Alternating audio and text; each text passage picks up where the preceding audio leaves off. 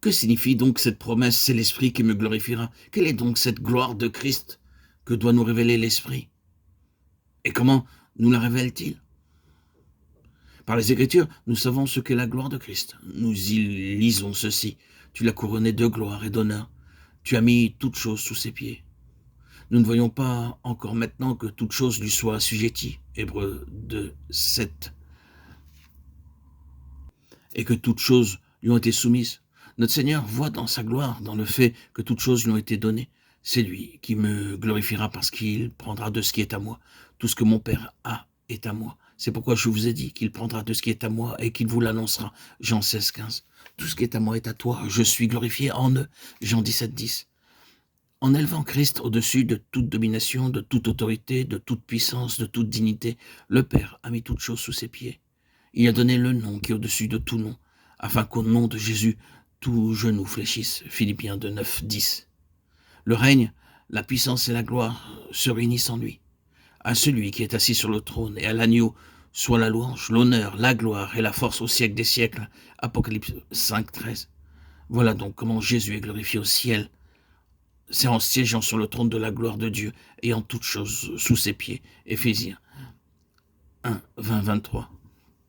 Quand le Saint-Esprit vient glorifier Jésus en nous, c'est sous cet aspect-là qu'il nous révèle sa gloire.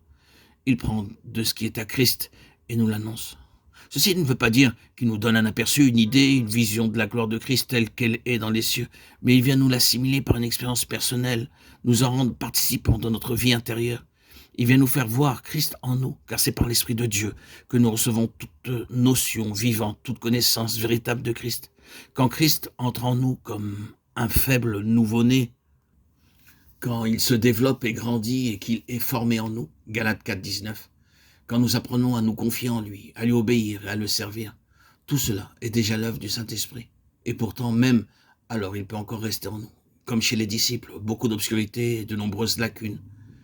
Mais quand ensuite le Saint-Esprit complète son œuvre, venant nous révéler le Seigneur glorifié, le trône de sa gloire s'établit dans notre cœur.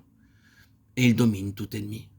Toute force propre doit faire sa reddition, toute pensée devenir captive, tout doit obéir à Christ, pour que de notre nature ainsi renouvelée s'élève ce chant de louange. Gloire à celui qui est assis sur le trône.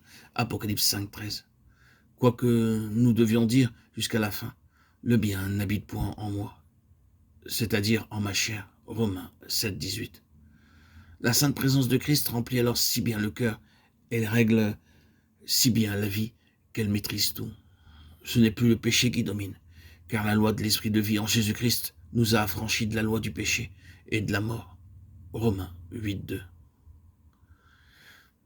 Si c'est ainsi que l'Esprit glorifie Christ en nous, il est facile de comprendre par quels moyens il nous y amène.